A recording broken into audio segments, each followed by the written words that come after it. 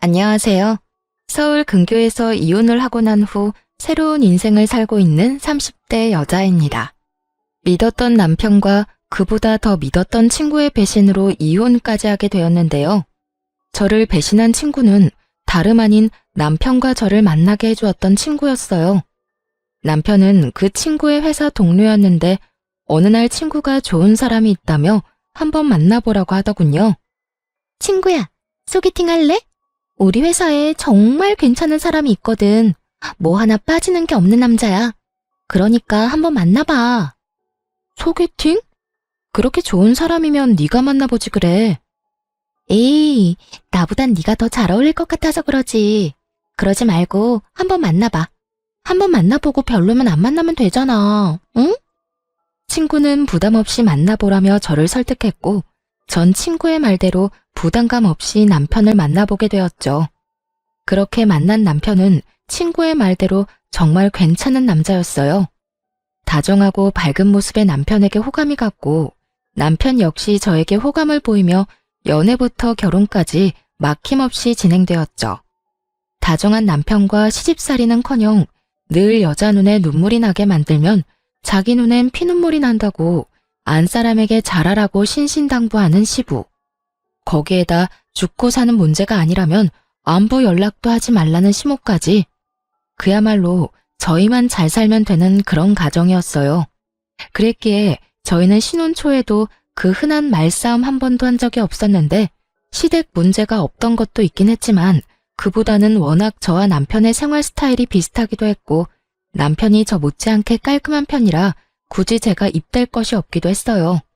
저희는 평일엔 서로 바쁘게 직장 생활에 집중하고 주말엔 온전히 부부만의 생활을 보내곤 했죠. 그렇게 더할 나위 없이 만족스러운 결혼 생활을 하고 있었는데 어느 날부턴가 남편의 퇴근 시간이 점점 늦어지기 시작하더군요. 평일에 하루 이틀 늦는 것이야 회사 일이 바쁜가 보다 하고 넘길 수 있었지만 주말까지 출근해 늦은 시간에나 집으로 돌아오니 아무래도 이상한 생각이 들기 시작하더군요. 생각에 꼬리에 꼬리를 물기 시작하니 그 생각은 끝도 없이 상상의 나래를 펼치게 되더라고요.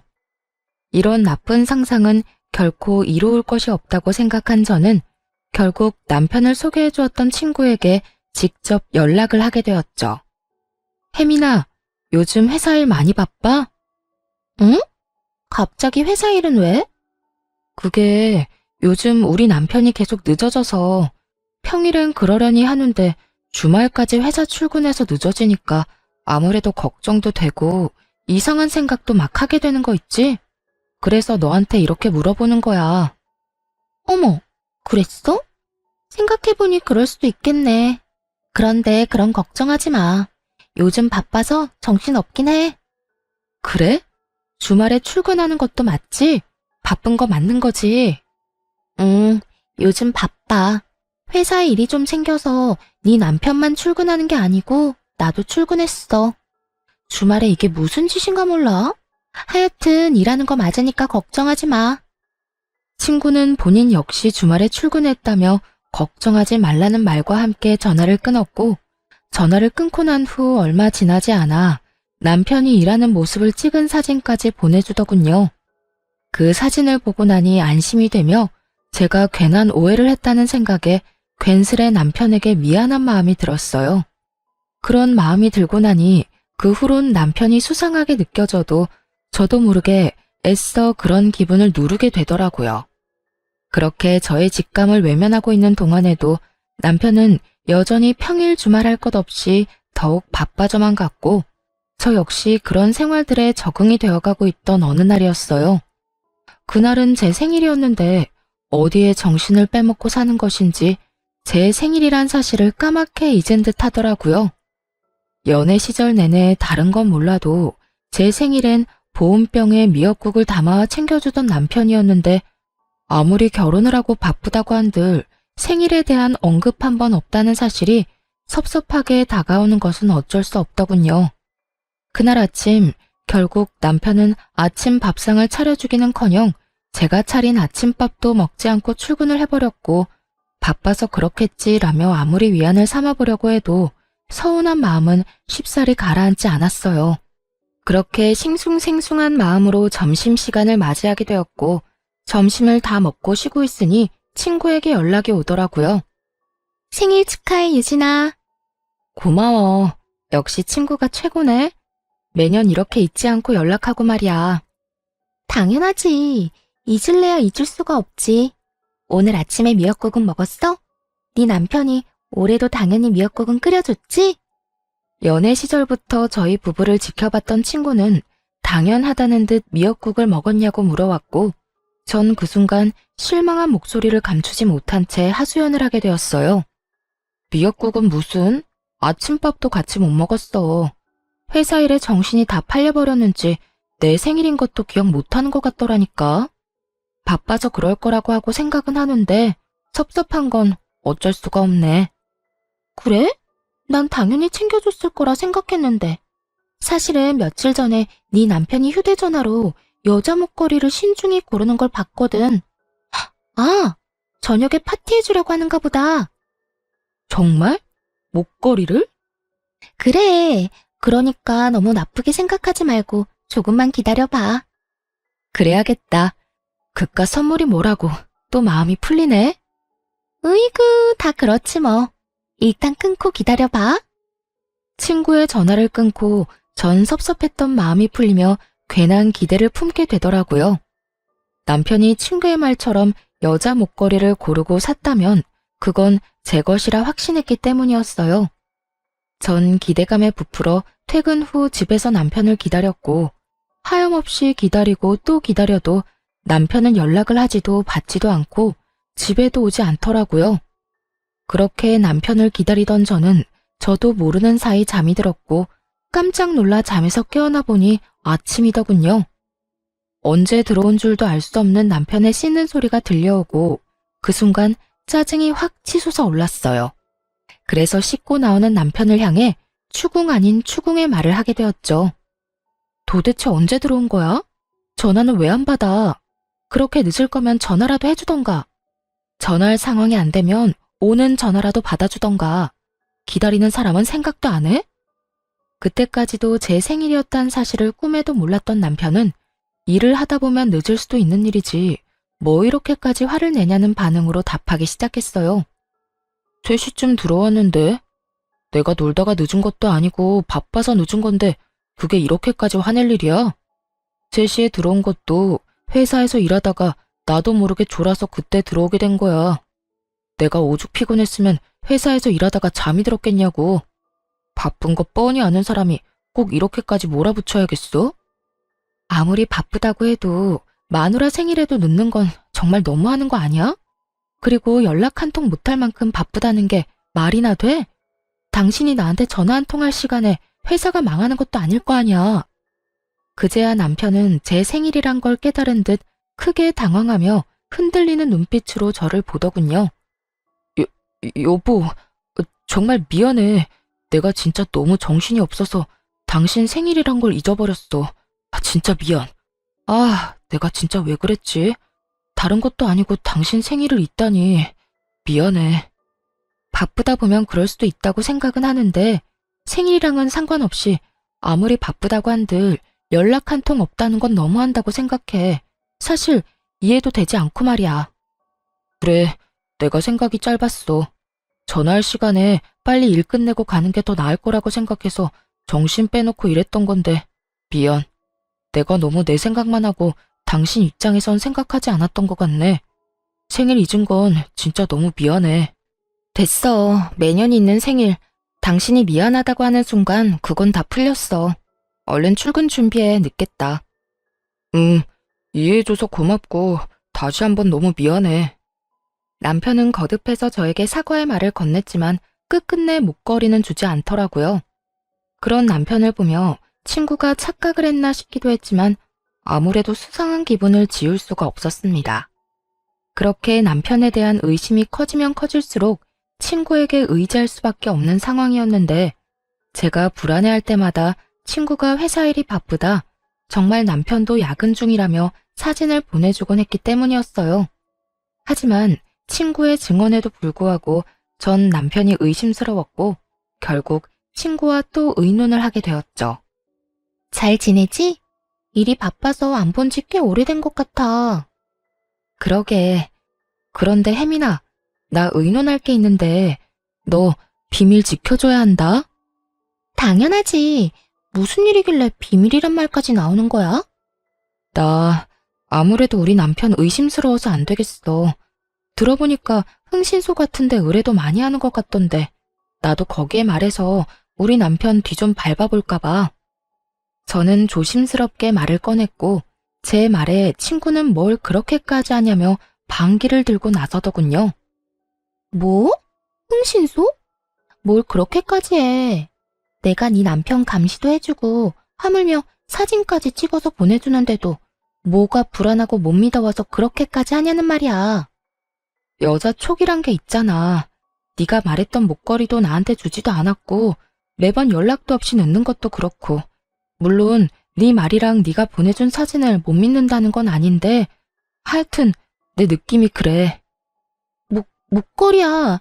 내가 착각한 걸 수도 있는 일이고 일이 정말 바빠서 늦는 거라고 그렇게 말했는데도 네가 그렇게 느낀다고 하니 내가 더 어이없는 거 알아?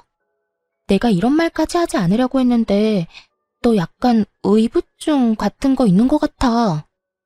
뭐? 의부증? 그래, 의부증. 그러지 않고서야 내가 그렇게나 말하고 사진까지 보내줬는데도 못 믿고 의심한다는 게 말이 안 되잖아. 다른 사람도 아닌 가장 친구인 내가 다 증언해주는데 그것조차 못 믿는다니까 나도 기분이 안 좋아지려고 해. 아, 네 말도 틀린 말도 아닌데 부부만 느껴지는 그 미묘한 느낌이 있어서 그래. 왜인지 모르게 남편이 멀어졌다는 느낌이랄까? 어딘가에 정신을 빼놓고 사는 느낌이랄까? 뭐라고 표현하기 힘든데 하여튼 그런 느낌이 자꾸 들어. 너 진짜 병원 한번 가보는 게 어때? 기분 나쁘게만 듣지 말고 내가 정말 걱정되어서 그래. 너 그런 식으로 사람 끝도 없이 의심하다가 네 남편이 알면 어떻게 하려고 그래? 네 남편이 얼마나 너한테 실망하겠어. 자기는 가정을 위해서 그렇게나 열심히 일하고 있었는데 넌 뒤에서 엄한 오해나 하고 있었다는 사실 알아봐. 나 같으면 실망을 넘어서 너랑 살 생각이 뚝 떨어질 것 같아. 친구의 입에선 의부증이란 말까지 나오며 언짢은 기분을 숨김없이 표현하더라고요. 의부증이란 말을 들은 그 순간엔 화가 나기도 했지만 친구의 말을 가만히 들어보니 아예 일리가 없는 말은 아니란 생각이 들었어요. 친구의 말대로 남편은 열심히 일만 하는 것인데 제가 괜한 오해라도 하고 있는 것이라면 그것만큼 기분 나쁜 일은 또 없을 거란 생각이 들었으니까요. 친구가 보내준 사진도 그렇고 친구의 말처럼 정말 남편은 야근 중인 것이 확실한데 저만 혼자 남편을 믿지 못해 환장한 여자 같다는 느낌마저 들더군요. 그렇게 제가 혼자 고민에 빠져 있을 때쯤 남편은 친구에게 무슨 이야기라도 들은 것인지 평일은 여전히 늦었지만 주말엔 다시 저와 시간을 보내며 저에게 신경 쓰는 모습을 보이더라고요. 다시 찾아온 안정적인 생활에 불안감을 떨쳐내던 어느 날이었어요.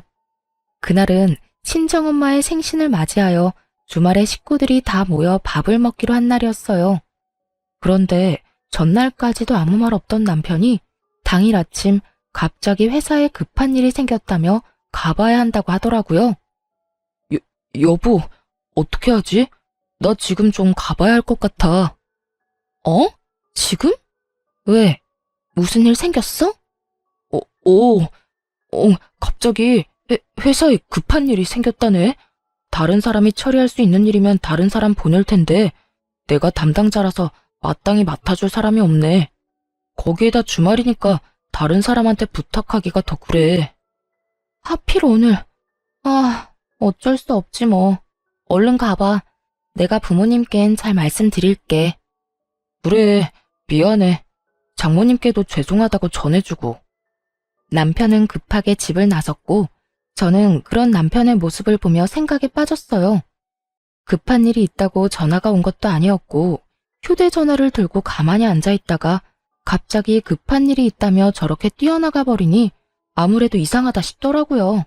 이쯤 되니 정말 제가 이상한 것인지 남편이 이상한 것인지 구분이 되지 않는 상태가 되어버렸고 저는 하는 수 없이 정말 마지막이란 생각으로 친구에게 전화를 걸었죠.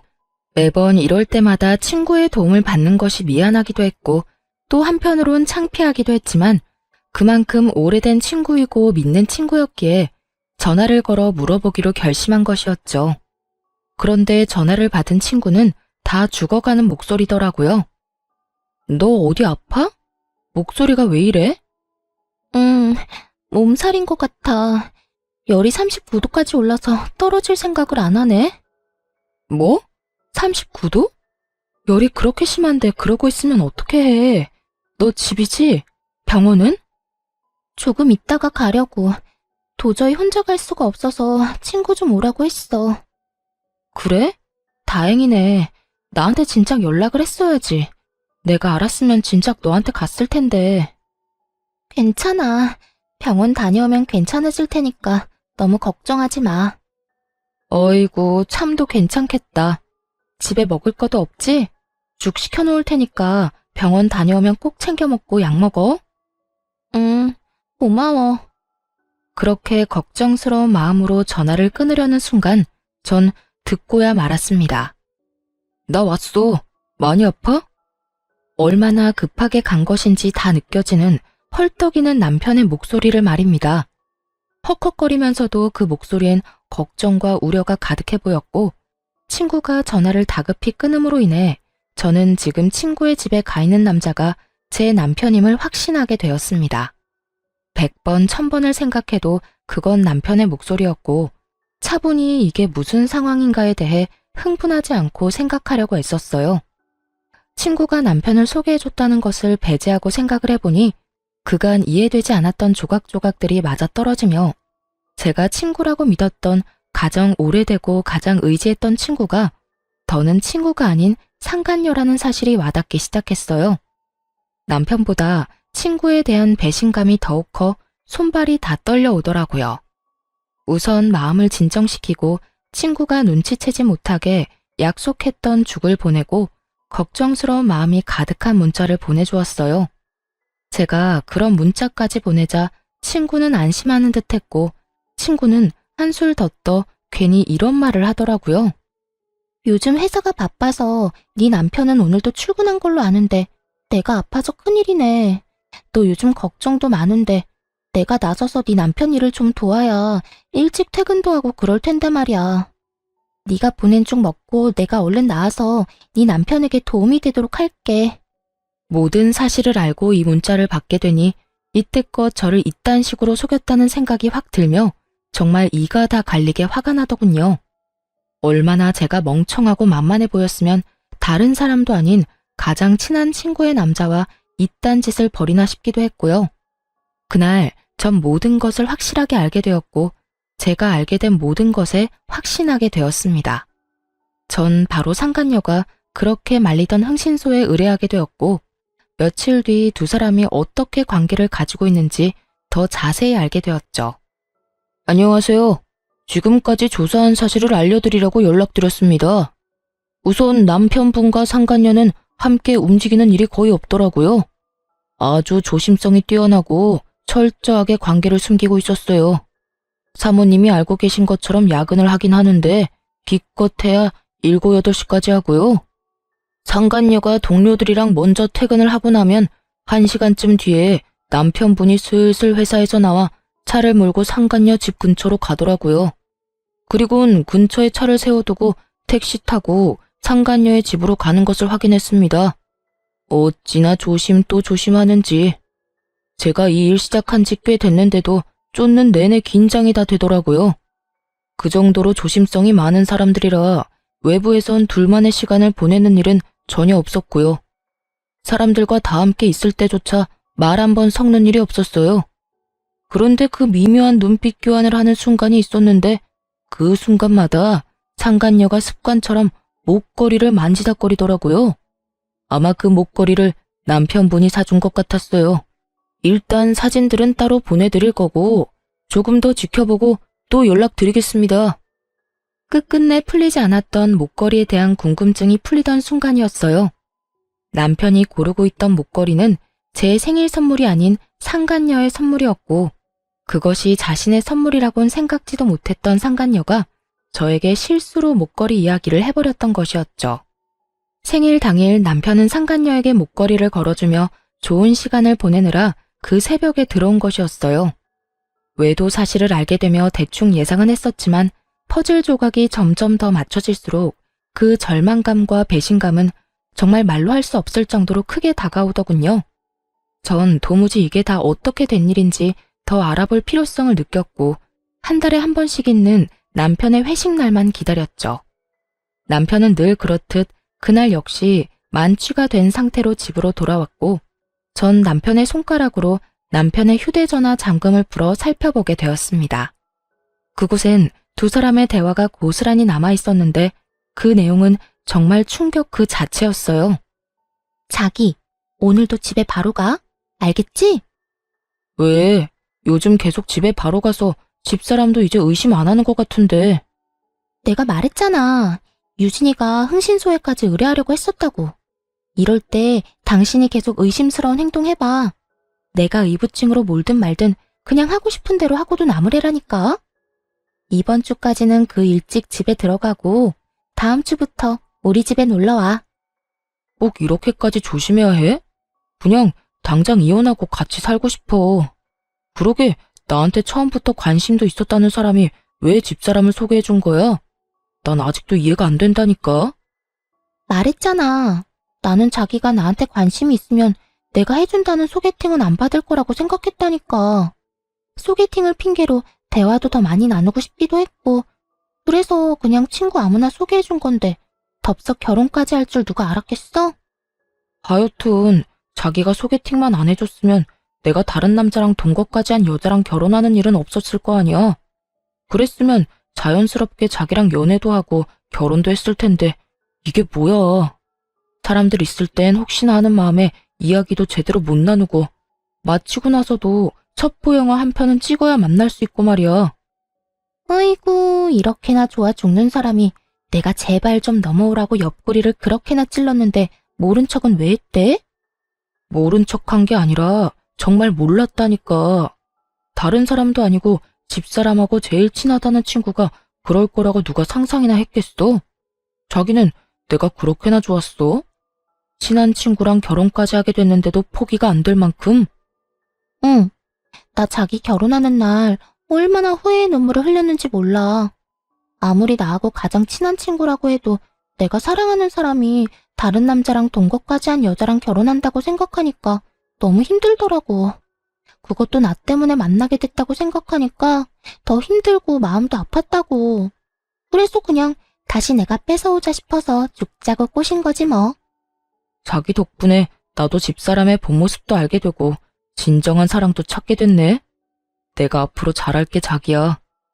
대화를 살펴보니 상간녀는 오래전부터 남편을 좋아하고 있었는데 남편의 마음을 실험해보고 싶기도 하고 그 계기로 친해지고 싶기도 해 겸사겸사 하는 마음으로 저를 소개시켜준 거였더군요. 그런데 예상치 못하게 저희가 결혼까지 하게 되어버렸고 그 후에도 남편에 대한 감정이 접어지지 않았던 상간녀는 급기야 남편을 유혹해 불륜 사이까지 발전한 것이었어요. 남편이 결정적으로 상간녀에게 넘어가게 된 계기가 저의 결혼 전 동거 때문인 듯 했는데 그건 사실이 아니었고 그저 상간녀가 저희 사이를 멀어지게 하기 위해 잊지도 않은 동거남을 만들어냈던 것이었죠. 아무리 남자의 눈이 멀었다고 한들 어떻게 자신의 이득만을 위해 친구의 인생을 이렇게나 망가뜨릴 수가 있는 것인지 전 도무지 이해되지 않더군요. 믿었던 만큼 저의 분노는 더 컸고 더는 당하고만 있지 않겠다고 다짐 또 다짐하게 되었죠. 전 완벽한 증거들을 위해 남편 놈에게 더는 잔소리도 하지 않았고 친구에게 연락해 남편을 믿어 의심치 않는다는 듯 흘려주었어요. 잘 지내지? 몸살은 좀 어때? 좀 괜찮아졌어? 그럼 그게 언제적 일인데. 죽 잘 먹었어? 그나저나 넌 어때? 잘 지내? 나야 잘 지내지. 네 말대로 우리 남편 더는 의심 안 하려고 노력하고 좋은 시선으로 보면서 이해하려고 노력하니까 나도 마음이 한결 편해지는 거 있지? 그래서 그런지 부부 사이도 더 좋아진 것 같기도 하고 말이야. 다 혜민이 네 덕이야. 네 덕에 나 요즘 너무 행복해. 참 고맙다 정말.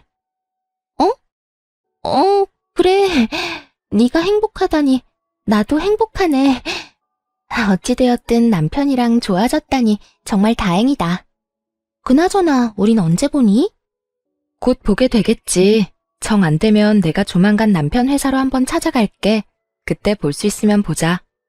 이러한 제 작전이 통한 것인지 며칠 지나지 않아 남편 놈이 출장이 잡혔다며 알려오더군요.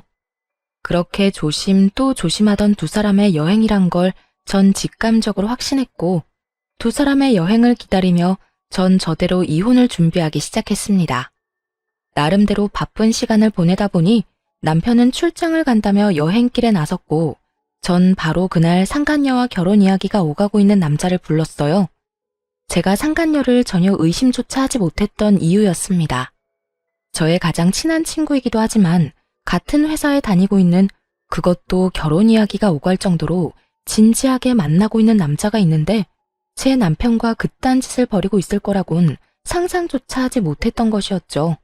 심지어 그 남자는 회사 내에서도 능력이 좋아 많은 여자들이 노리고 있다고 들은 적이 있는 남자였기에 정말 확실하게 결혼할 남자가 맞는 것인지 확인이 필요하기도 했고, 정말 맞다면 모든 사실을 알릴 필요가 있다고 생각했어요.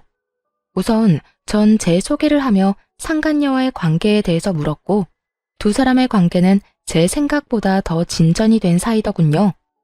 저희는 이제 상견례만 앞두고 있습니다만 혜민이 친구분께서 굳이 저한테 왜 이런 걸 물으시는지 좀 궁금하네요. 아, 죄송해요. 저도 상황이 워낙 경황이 없어서 무례를 저질렀네요. 다름이 아니라 혜민이가 제 남편이랑 만나고 있더라고요. 아무래도 아셔야 할 것 같아서 이렇게 만나 뵙자고 했어요. 이 사실을 말씀드리기 전에 사실 확인이 필요해서 그렇게 여쭤본 거고요.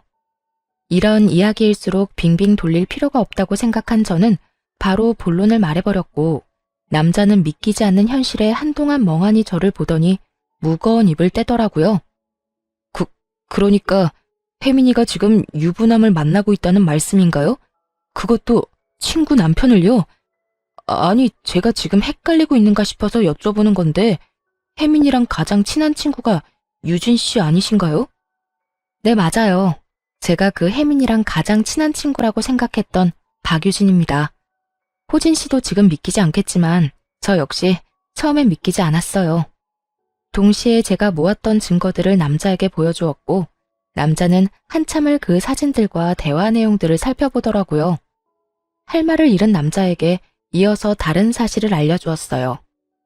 혜민이 2박 3일 동안 어디 간다고 하지 않던가요? 네, 친구분 중에 다은 씨랑 여행 간다고 했어요. 아, 다은이요? 저도 잘 알죠. 그런데 해외에 살고 있는 다은이랑 무슨 여행을 어떻게 간다는 걸까요? 심지어 다은이는 지금 만삭이라 비행기 타는 것도 무리일 텐데요.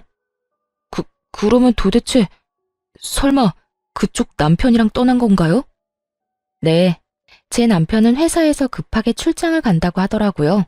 공교롭게다 2박 3일 동안 말이죠. 우연이라 하기엔 너무 맞아떨어지지 않나요? 그제야 남자의 눈빛이 거침없이 흔들리기 시작하더군요. 그 흔들리는 눈빛의 의미는 그제야 제 말을 믿는다는 뜻과 다름이 없었고, 저희는 복수라는 배를 함께 타기로 했습니다. 그렇게 저희가 복수 계획을 세우는 사이 남편과 상간녀는 가짜 출장, 가짜 여행에서 돌아왔고, 흥신소에서 실시간으로 보내준 사진에는 두 사람의 행복한 모습으로 가득하더군요. 대망의 다음 날, 남편은 출근을 했고 전 점심시간대쯤 회사로 찾아갔죠.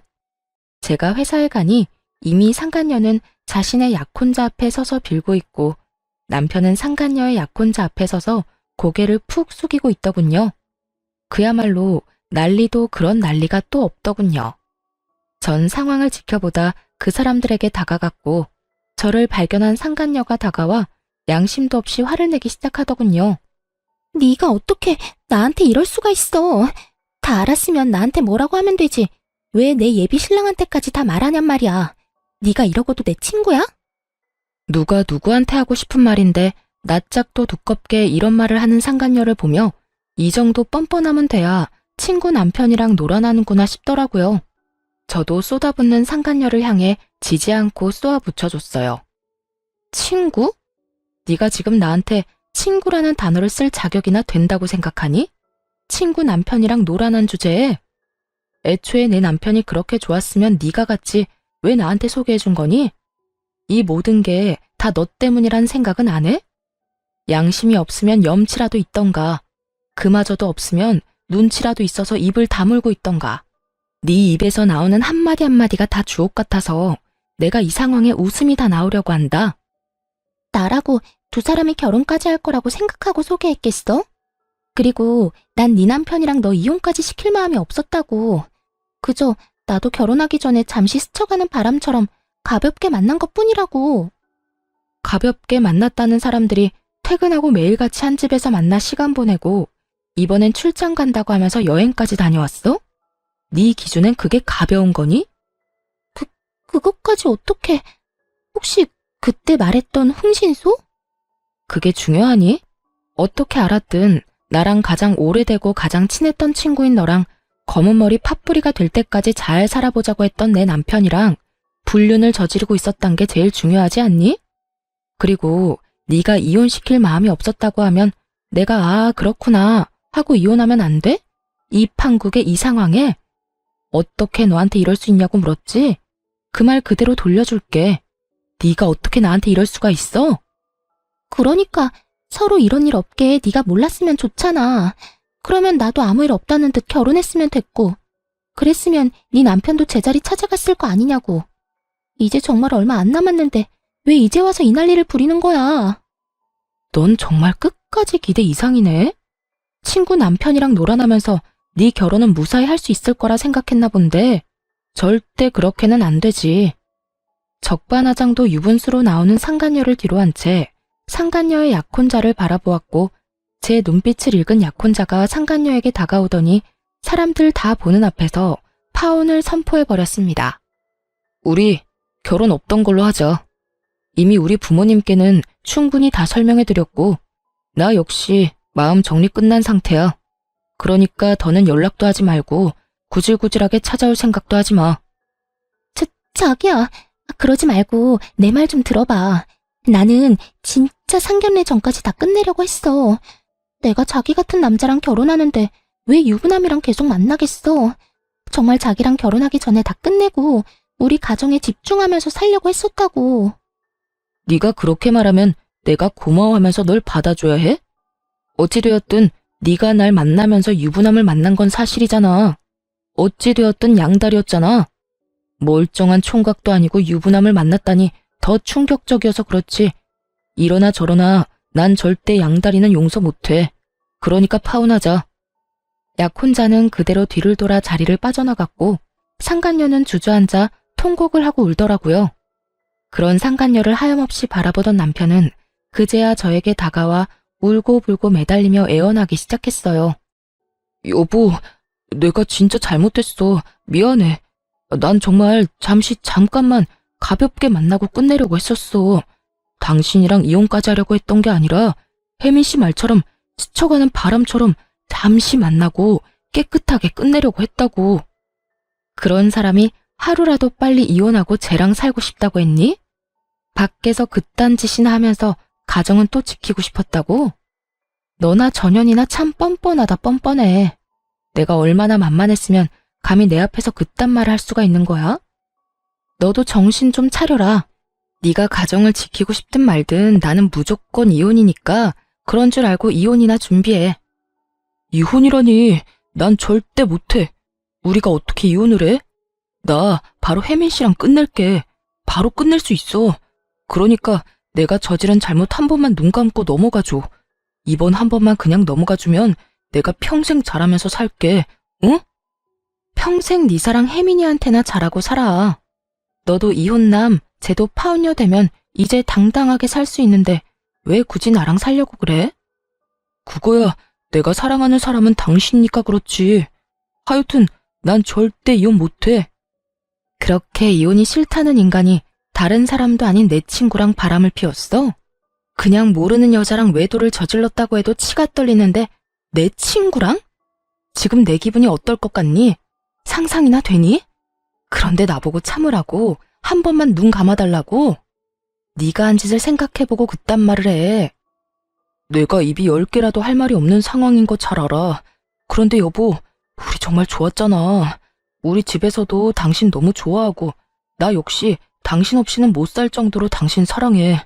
그러니까 내가 이런 상황에서도 이혼만큼은 안 된다고 이렇게 매달리는 거잖아. 당신도 이런 나 봐서라도 다시 한 번만 생각해보자, 응? 널 봐서 다른 생각이 떠올라야 잘 생각을 해보든 말든 하지. 난 당신 보면 딱 한 가지 생각밖에 안 떠올라.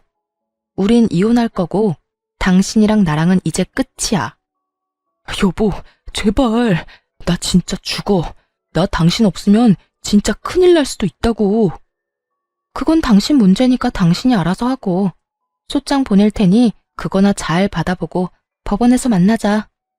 전 마지막까지 울고불고 매달리는 남편을 뿌리치고 나오며 시댁에 전화를 걸어 모든 사실을 알려버렸고 그 후 이혼을 진행하게 되었어요. 당연히 두 사람 모두에게 위자료를 받게 되었고 또 당연하게 두 사람은 회사에서 나오게 되었죠. 그 많은 사람 앞에서 그 꼴을 다 보였는데 어떻게 회사 생활이 가능하겠어요? 전 남편은 저와 결혼을 하며 이것저것 준비하느라 이미 퇴직금을 다 써버려 위자료를 대출받아 주었고 상간녀 역시 별반 다르지 않았죠. 빚쟁이인 두 사람은 하는 수 없이 전 시댁에서 신세를 지고자 찾아갔지만 모든 사실을 알고 있던 부모님들은 두 사람이 준비한 말을 꺼내기도 전에 두 사람을 쫓아내버렸다고 하더군요. 그렇게 빚쟁이 두 명이 잘 살아가겠지 했는데 1년도 채 지나지 않아 상간녀에게서 전화가 왔더라고요. 이미 전화번호도 다 바꿔버려 연락될 일이 없을 거라 생각했는데 지인들에게 물어물어 전화했다고 하더군요. 왜 전화했는데? 전화한 용건이 뭐냐고. 너 왜 나한테 말 안 했어? 왜 나한테 이런 집안이란 걸 말하지 않았느냐고. 시어머니가 무슨 벼슬인지 아나. 하루가 멀다고 연락해와서 날 들들 볶아대는데 내가 아주 못 살겠다고. 네가 진작 이런 집안인 걸 말해줬으면 내가 이런 남자랑 살지도 않았을 거 아냐. 이야기를 들어보니 저에겐 한없이 다정하고 간섭조차 하지 않던 전시모가 상간녀에겐 모진 시집살이를 시키는 듯 하더라고요. 상간녀는 울분을 토하며 저를 원망하고 있었고 전 그런 상간녀에게 있는 사실 그대로 다 말해주었어요. 어머, 너한텐 시집살이 시키니? 어머님이 나 있을 땐 죽고 사는 문제 아니면 전화도 하지 말라고 해서 난 그런 분인 줄 몰랐네. 뭐? 그런 사람이 나한테는 도대체 왜 그러는 거야? 그걸 몰라서 물어? 결혼 생활 잘하는 아들 이혼시킨 것도 모자라 회사까지 잘리게 만든 며느리 뭐가 예뻐서 잘해주겠어. 다 네가 저지른 죄에 대한 벌 받는다고 생각하고 달게 받아. 아니, 난 애초에 이해가 안 되는 게 그 정도도 각오 안 하고 남의 남편 뺏어갔던 거야? 파혼당하고 회사에서 잘리면 다 끝이라고 생각했던 거니? 이쯤 했으면 고함을 지르며 또 악다구니를 써야 할 상간녀가 벼랑간 펑펑 울기 시작하더군요. 도대체 왜 이러나 싶어 듣고만 있으니 상간녀는 저를 상대로 하소연을 하기 시작했어요. 네 전 남편, 그러니까 지금 내 남편 바람 피우는 것 같아. 요즘 일자리 알아본다면서 나갔다 하면 밤 12시 넘기는 건 기본이고 어떤 날엔 옷에서 여자 향수 냄새도 나. 이를 어쩌니 유진아? 시댁에서도 나를 못 잡아먹어서 난리고 남편은 바람이나 피우고 정말 너무 힘드니까 네 생각이 나더라. 그래서 전화했어. 도대체 왜 우나 했더니 이런 이유가 있더군요. 전 남편은 취업을 핑계 삼아 밖으로 나돌며 외도를 저지르고 있었고 본인이 그런 상황이 되자 예전에 자신이 뒤통수 때린 옛 친구가 그리웠던 거죠. 아무리 그래도 자신이 이렇게 연락할 처지가 못 되는데 얼마나 뻔뻔하면 이런 연락까지 하는지 한심해 죽겠더라고요.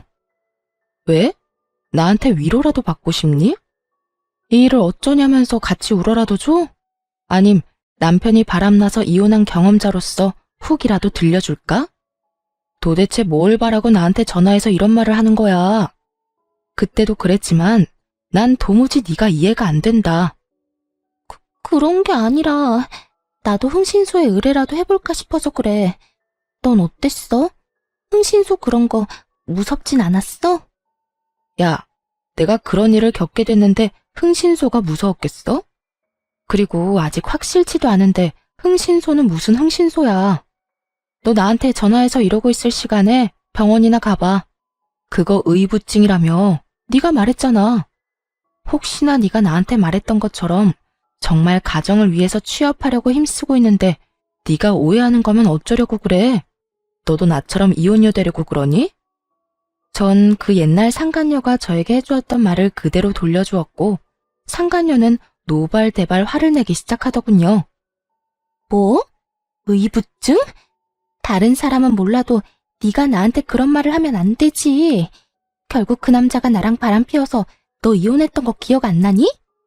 기억나지?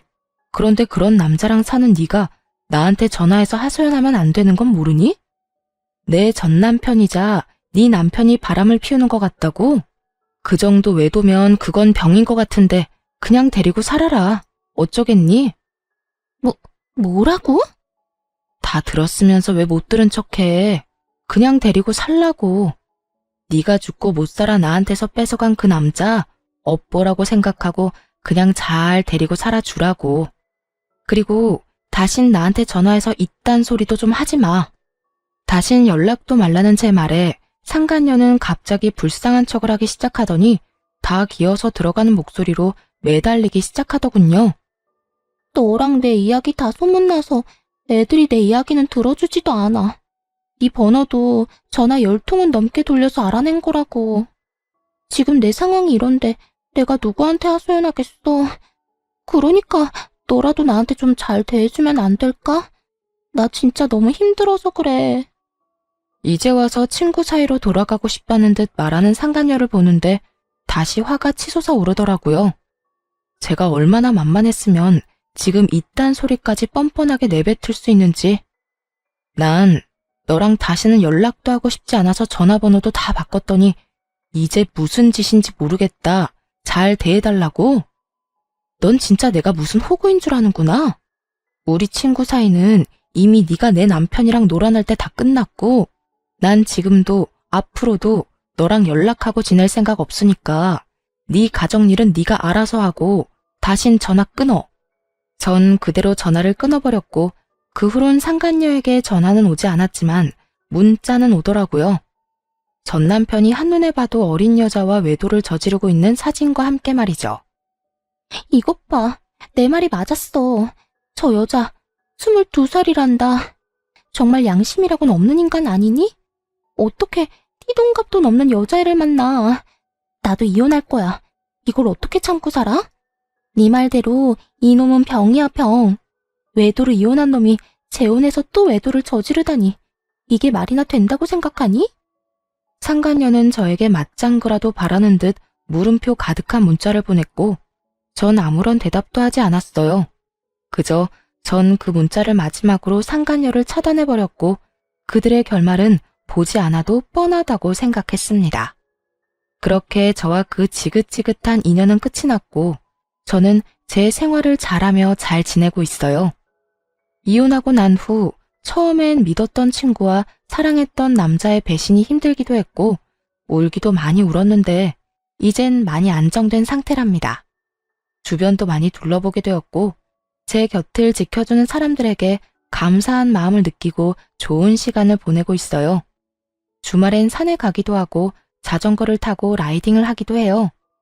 아무래도 몸을 움직이는 게 잡생각 있는 데는 제일 탁월한 것 같아 시작한 것들인데 하다 보니 저에게 잘 맞는 것 같아 취미생활로 자리를 잡아버렸네요.